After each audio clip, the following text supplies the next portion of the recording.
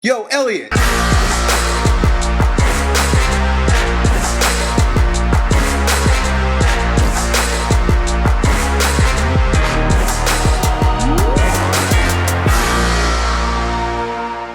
Today we've got a great question from our 33-year-old friend who's suffering with man boobs. He goes on to say, yo, Elliot, I'm 33 years old, I weigh 290 pounds, and have struggled with gyno for years. I actually like weightlifting. I did it in high school and played football. I've tried to getting up an hour earlier to walk routine, and it has helped me drop a lot of weight in the past. Good, you've watched some of my videos.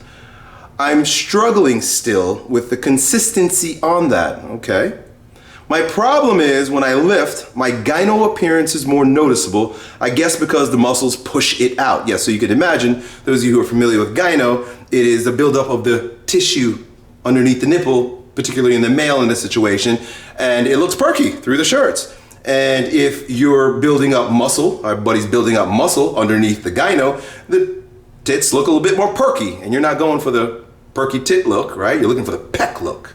And so he goes on to say that though I feel better when I lose weight, when I see how I look in the mirror, I get to a stage of depression and start eating shitty foods all over again. I've been on and off this wagon for years. I've accepted that surgery is the only answer, and I'm currently working on being financially ready for that. But in the meantime, what kind of lifting exercises do you recommend I do to help reduce the gyno look? What advice can you give me, in my case, so I can be on the permanent path to my strongest self? Good. Well, the very first thing I would say is that you were on the right path with the walking in the morning on an empty stomach. It seemed to have worked for you. It's like magic. You get up and you walk and you lose weight. And losing fat is going to be very helpful for you so that the tits don't perk so much, but also it'll change your hormone profile. And a lot of what's happening with the gyno has to do with a hormone profile. Exercise, in your case, cardio and weightlifting would be good for reducing anything that stimulates the growth and protrusion of those tits. You don't want that. So do what helps. See, I think the problem with the walking in the morning and your lack of consistency with it, and everyone's lack of consistency in anything in life, has a lot to do with having very little invested in it. You see, that was a free piece of information that you got, you were excited about, you went and did it, but then forgot. But if I were to charge you for that, see, some people pay me a lot of money to come sit down and talk with me. And if you would have done that, I would have told you get up every morning and walk, and guess what? You probably would have done it. You see? Skin in the game, big boy, right? So you know what to do. You know how to do it. You know what I would tell you to do. You did it. You had great results and you stopped. So I'll move on.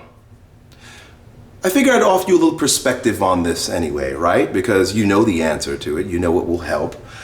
You mentioned surgery. I'd like to go down that route and have that conversation with you just briefly. If you're not familiar with the work of Maxwell Maltz, you may have heard the term psychocybernetics before, right? It's not Dianetics. It's not the Scientology book. It has everything to do with the experience of a plastic surgeon who began to recognize that although he would radically change the way his patients looked, after surgery, they would come back and still be miserable. The whole book, it's a book on changing your mindset about yourself, but the whole book is loaded with case studies of people a boy that was born with ears that look like this, and all his life he was miserable because he had these big Mickey Mouse ears. He goes to Maxwell Maltz, who's a plastic surgeon, and explains to him, I hate the way I look. And he gets his ears pinned back and down, whatever, ear reduction.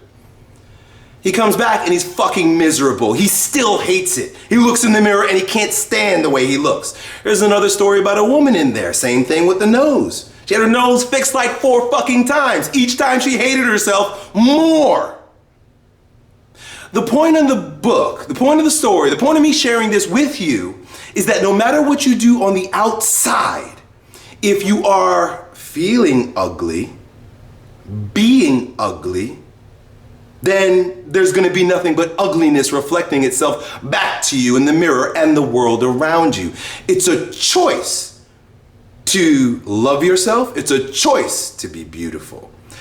And when I say that, it's not just a nice thing to say in order to cozy you up. It's fact. It's true. It's the way you think about yourself, the way you own yourself, the way you love yourself has everything to do with the reflection you're going to get. And that's not just the mirror. Oh, I'm saying stare in the mirror and tell yourself you love you. Rub on those tits. Own it. Own your man tits. Own every single part of yourself, all your shadows. Really learn to embrace yourself. I say this because it sounds like you can do it, but it's a process. Self-love is a process. Trust me. So, practically, one of the best pieces of advice that I've ever gotten with regard to lack in limitation, or seeming lack in limitation, is that if you can't fix it, feature it. I made a video all about this once before. But in order for you to be able to feature it, you've got to own it.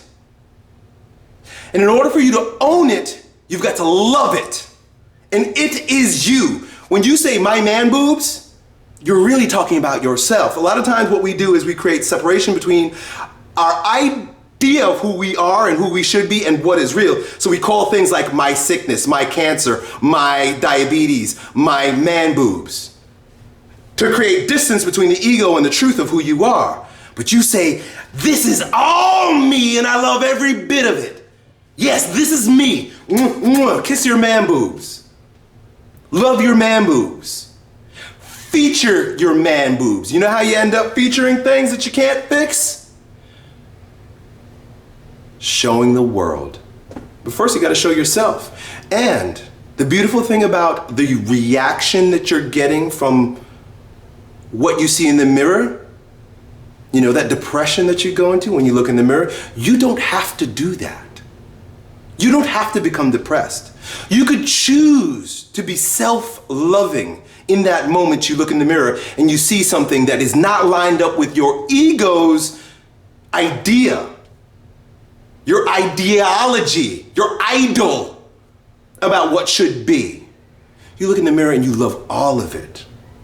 At first, there'll be cognitive dissonance, it's called. Cognitive dissonance. That's when a competing thought comes up to challenge one that no longer works for you. You've got to be vigilant. And that's why I tell you to use affirmations and visualizations. These are things that I talked about in many of my other videos in the past and things I talk about in my products. You've literally got to brainwash yourself out of that foolishness. You're 33 years old.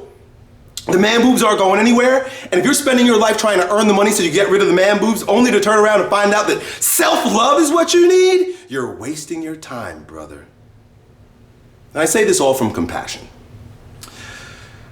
The last piece that I'll share with you is a wonderful example of everything I'm saying out in the world.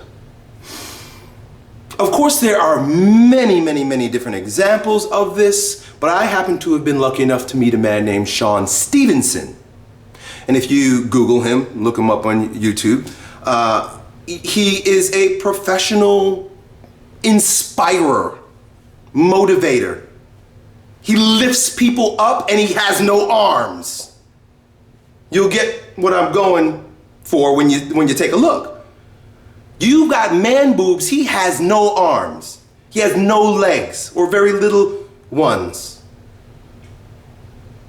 And damn, that guy is a ball of fire. Not only is he lifted, but he lifts people up. He lifts crowds up.